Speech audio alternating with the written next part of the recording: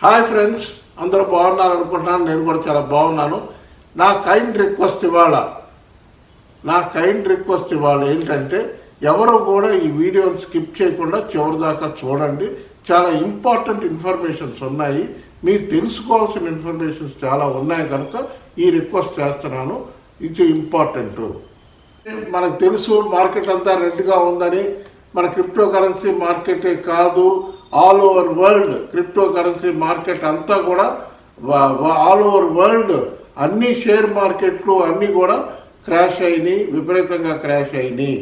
ఎందుకంటే నిన్న రాత్రి ఫెడరల్ రిజర్వ్ బ్యాంక్ ఏదైతే నేను 26వ తారీఖు అని మీకు చెప్తూ వస్తున్నానో ఆ డిసిషన్ నిన్న వచ్చింది. ఆ డిసిషన్ ఏంటంటే, ఆయన federal reserve bank chairman Jerome Powell గారు డిసిషన్ ఏంటంటే, ఇప్పుడు ప్రస్తుతానికి నేను వడ్డీ రేట్లు ఏమీ పెంచట్లేదు, అన్చేంజ్డ్ అని చెప్పెట్టాడు. ఆయన ఎన్ని ఏం మార్చట్లేదు అన్నాడు. నాకు ఆ మాట వినగానే చాలా సంతోషమైంది. ఓకే, వడ్డీ రేట్లు పెరగట్లేదంటే మార్కెట్లు ఎఫెక్ట్ అవ్వాలి ఆనందపడ్డాను. కాకపోతే కొంచెంసేపటి తర్వాత ఆయన ప్రెస్ మీట్ పెట్టారు. ప్రెస్ మీట్లో ఆయన ఓపెన్గా కొన్ని విషయాలు చెప్పాడు. ప్రెస్ మీట్లో ఆయన చెప్పింది ఏంటంటే, ప్రస్తుతానికి ఆపుతున్నాను, నేను ఈ వడ్డీ రేట్లు పెంచకుండా ప్రస్తుతానికి ఆపు చేస్తున్నాను, కానీ పరిస్థితులు అట్లా లేవు, పరిస్థితులు అట్లా లేవు. మార్చి నుంచి పెంచాల్సి వస్తుంది. అది కాకుండా నేను ఒరిజినల్గా చెప్పింది మీకు మూడు సార్లే పెంచుతానన్నాను, కానీ 4 సార్లు పెంచాల్సిన అవసరం కూడా కనబడేటట్టుంది. ఎందుకంటే అమెరికా ఇన్ఫ్లేషన్ బాగా పెరిగిపోయింది. ఇన్ఫ్లేషన్ 6% పైన పెరిగిపోయింది. దాన్ని కిందకు తీసుకొచ్చి 2% దగ్గరికి తీసుకొస్తే కానీ అమెరికన్ ఎకానమీ బాగోదని చెప్తున్నాడు. ఆయన క్లియర్గా చెప్పాడు. దీనివల్ల మార్కెట్స్ అన్నీ బాగా రియాక్ట్ అయినాయి. ఎందుకు రియాక్ట్ అయినాయి అంటే, అసలు ఈయన జెర్మీ పోవెల్ గారు వడ్డీ రేట్లు ఎలా పెడతాడు, ఆయన ఏ రకం పెంచితే ఎంత పెంచుతాడు ఏంటి, అది పెరిగేది మార్చిలో అయినా కూడా ఇప్పటి నుంచి అందరూ భయపడుతున్నారు. కాబట్టి మీకు ఇన్ఫర్మేషన్ చెప్పడం కోసం నేను ఒక వీడియో క్లిప్పింగ్ కట్ చేశాను. ఒక 2 వీడియో క్లిప్పింగ్స్ ఉన్నాయి, మీకు చూపిస్తాను. అది చూడండి. నేను చూపించడం తప్పే, నేను నా వీడియోలో వేయకూడదు అది, కానీ తప్పని పరిస్థితి అయ్యి నేను ఆ రిస్క్ తీసుకుని వేస్తున్నాను. మీరు చూడండి. అది జస్ట్ 1 minute వీడియో క్లిప్పింగ్. ఆ జెర్మీ పోవెల్ గారిదే చూడండి. చూసిన తర్వాత మీకు ఇంకా వివరాలు చెప్తాను. Part of it is that fiscal policy provided an impulse to growth over the last 2 years. That impulse will be less. In fact, will be negative this year. And so that's another thing. The other one is we will eventually get relief on the supply side. And, the ports will be cleared up, and there will be semiconductors and things like that.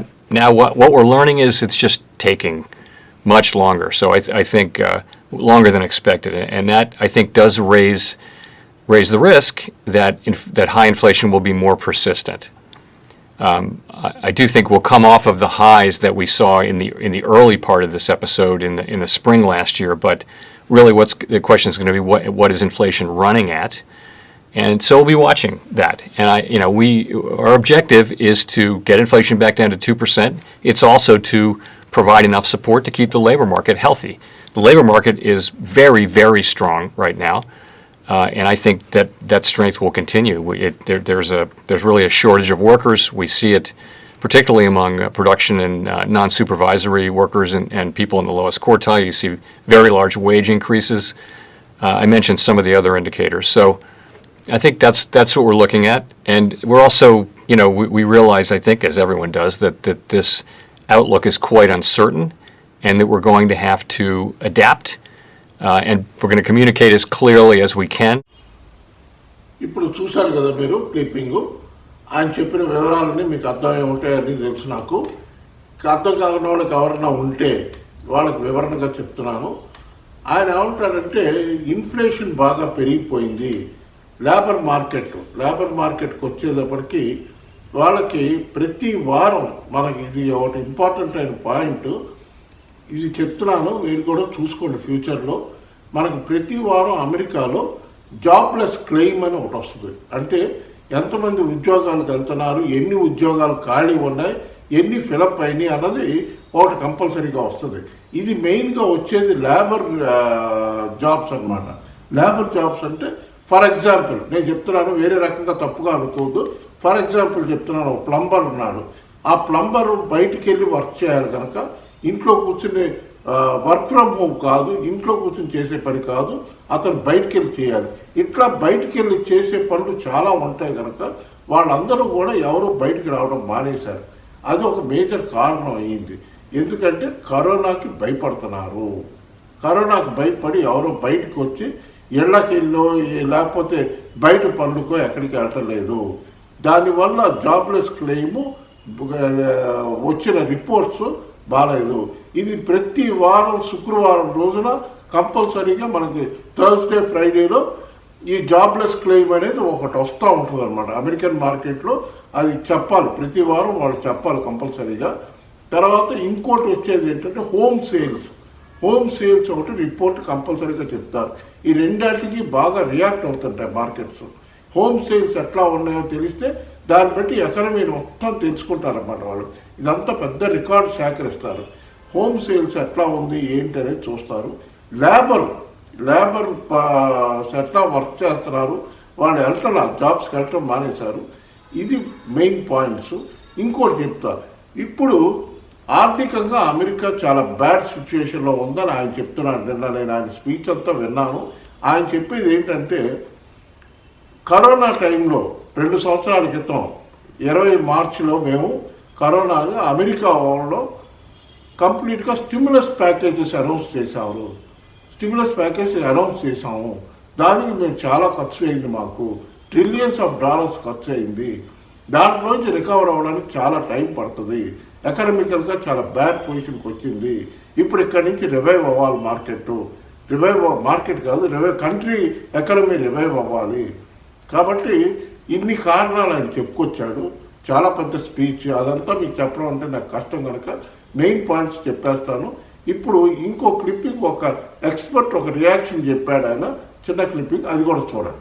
Moves next year, 3 more in 2023, and almost 3 more after that in 2024. A big dispersion, of course you can't count on that, but they do see having to move relatively more aggressively than people might have thought.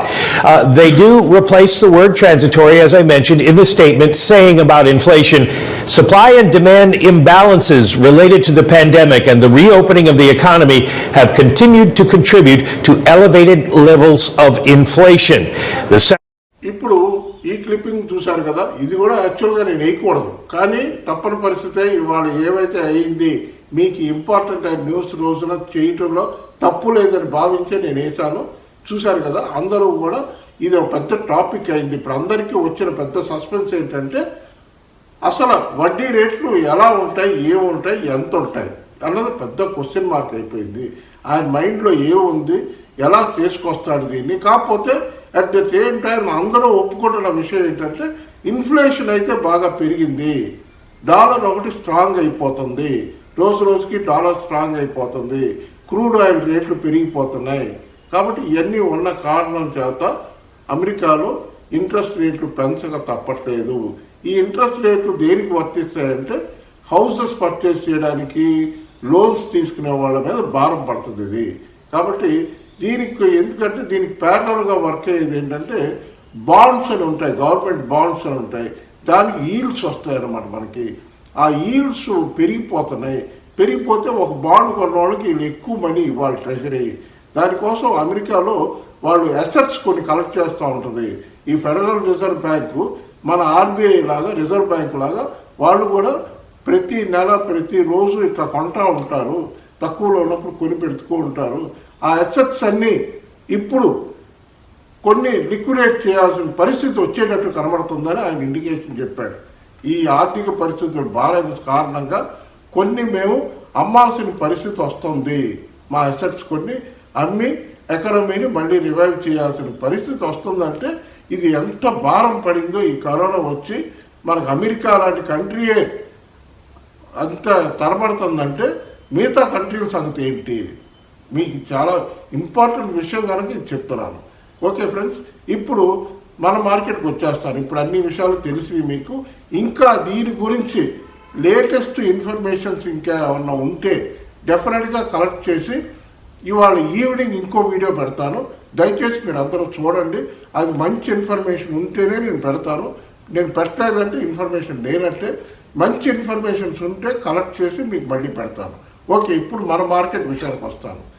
ప్రస్తుతం మన crypto currency market అందరికీ తెలుసు డౌన్లో ఉందని.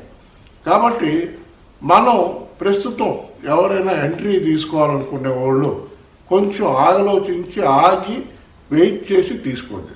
నేను ఎప్పుడు ఏంటని చెప్పను, నేను కంటిన్యూస్గా చెప్తుంటా, మళ్ళీ ఈవినింగ్ చెప్తాను. పొజిషన్ చూసుకుని ప్రస్తుతం పొజిషన్ బాగాలేదు కనుక ప్రస్తుతం మార్కెట్ పరిస్థితి బాగాలేదు కనుక సిచ్యువేషన్ ఇలాగే ఉండేటట్టు ఉంది కనుక ఫ్రెష్ పొజిషన్స్ తీసుకునే వాళ్ళు కొంచెం వెయిట్ చేయండి. వెయిట్ చేయడంలో తప్పు లేదు. వెయిట్ చేసి కొంచెం నిదానంగానే తీసుకోండి. ఎగ్జిస్టింగ్ పొజిషన్ ఉన్నవాళ్ళు ఎవరో ప్యానిక్ అవ్వద్దు. ఇదేదో బ్యాడ్ న్యూస్, ఇదేదో అయిపోద్దేమో అని మాత్రం అనుకోవద్దు. కొంచెం మధ్యలో పంప్స్ వస్తూ ఉంటాయి. ఒకవేళ ఎవరైనా ప్రాఫిట్స్లో ఉంటే బుక్ చేసుకుని క్యాష్ చేతితో పెట్టుకుని వెయిట్ చేయండి. డిప్స్ వస్తాయి, ఖచ్చితంగా డిప్స్ అనేవి వస్తూ ఉంటాయి మార్కెట్లో. వచ్చినప్పుడు కొనుక్కోండి. ఓకే ఫ్రెండ్స్, ఇంకా ఇప్పుడు ప్రతిరోజు మిమ్మల్ని అడుగుతున్నట్టే ఇవాళ కూడా అడుగుతున్నాను. మీకు ఈ వీడియో కానీ నచ్చితే దయచేసి లైక్ చేయండి, షేర్ చేయండి, సబ్స్క్రైబ్ చేయండి. That is very important. మన ఛానల్ బాగా గ్రో అవుతుంది. గ్రో అవ్వాలి, అదే నా ఆశయం, నా కోరిక. Okay friends, bye. Learn more, earn more. This is our slogan. ఇది నా వాట్సాప్ నెంబరు. ఎవరికైనా నాతో చాట్ చేయాలనుకున్నా, ఎనీ ఇన్ఫర్మేషన్ కావాలంటే తప్పకుండా కాంటాక్ట్ చేయండి.